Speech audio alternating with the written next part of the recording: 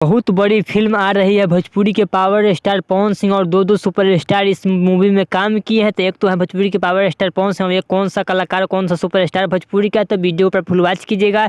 इसी वीडियो में उस सुपरस्टार का नाम भी बताएंगे, मूवी का क्या नाम है, तो वीडियो पर फुल वॉच कीजिएगा। और अभी तक चैनल सब्सक्राइब अगर नहीं किए हैं तो प्लीज़ चैनल सब्सक्राइब करें, वीडियो को लाइक करें, प्यार सा कमेंट करें। चलिए वीडियो में आगे बढ़ते हैं, बात करते हैं भोजपुरी के पावर स्टार पवन सिंह।